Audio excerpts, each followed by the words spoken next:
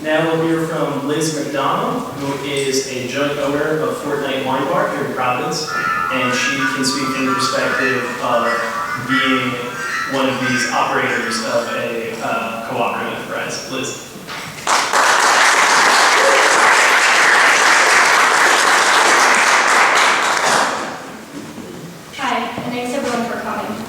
My name is Elizabeth McDonald, and I'm the owner of a workers' cooperative that owns Fortnight Wine Bar in downtown Providence.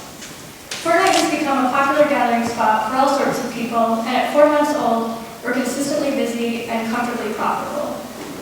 When people ask how we do it, I like to say that we broke the mold for running a business. I opened Fortnight in December with 2 of my best friends, Mike and Chris, and after an exciting and terrible summer of constructing the space, we finally opened. I actually started off my fingerprint one day building a faucet for the bathroom, and I was locked out of my iPhone for a week, so the construction was not done.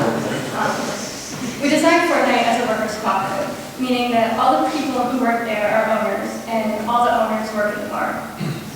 Our major goal was to sell wine and beer made by real people, people who are thoughtful about their trade, at an affordable price. So most of what we sell is natural and biodynamic, craft, small batch products, many of which you can't easily find in the state, and all of which are a little cheaper than you'll find anywhere else. We can do this because back in December, we were very intentional about how we designed our business. Overhead is really low, and everyone is personally invested in the outcome. We've built a strong customer base also that's invested, not just in drinking great wine, but in supporting a local business owned by people they know with political and ethical content. So how does it work? Like a traditional company, it means that the owners of Fortnight, me, Mike, Chris, and now Stewart, we brought on a fourth, all make decisions about the company and all profit from the company. But unlike a traditional business, ownership isn't tied to a contribution of capital, some sort of buy-in or initial investment. You don't have to be rich to be an owner, just put in time and energy alongside the rest of us.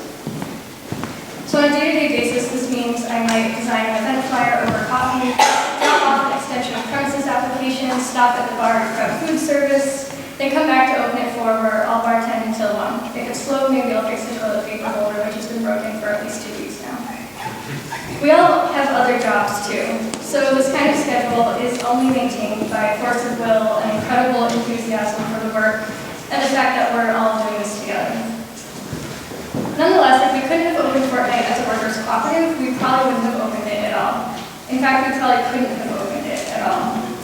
More than wanting to sell good wine for not a lot of money, we wanted to, 1, work for ourselves, 2, work with people we care about, and 3, help other people work for themselves with people they care about. Cooperatives are a partial solution to the problem of working in a capitalist economy. In a traditional business, workers sell their labor, and the product of that labor belongs to the owner, not to the worker. So there's a disconnect between your work and what you produce.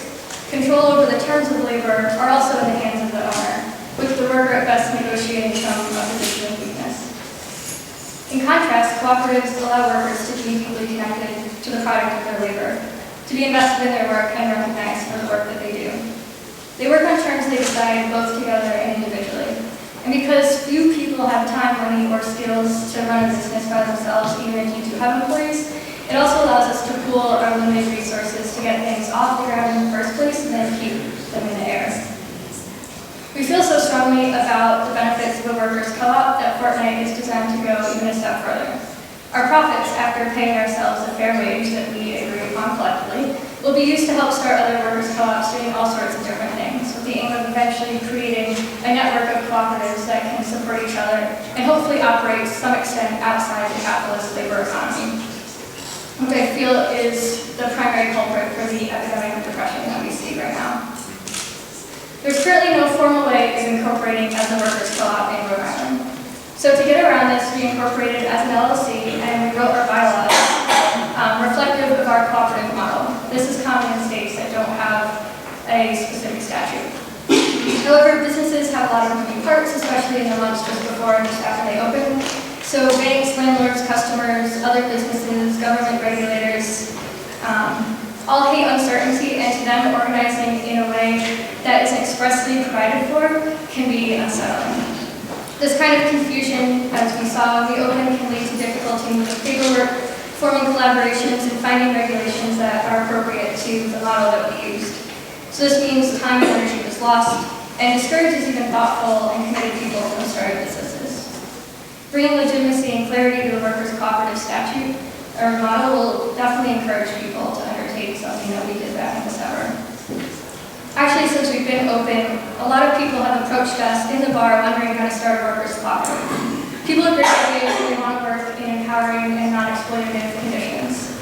I think it's particularly true for already vulnerable populations who have trouble finding fair work and often move from job to job trying to squeeze their individual strengths into available job openings. I've definitely been there. I'm sure most of the people in this room have been there. Given the number of people I've talked to about cooperatives, I expect to see lots of new businesses emerge in response to a clear and dedicated workers' cooperative statute. So I'll leave you with my favorite example of this model at work at Fortnight. Because we all have other jobs, we thought 5 p.m. would be a really reasonable time to open. Not too early, not too late.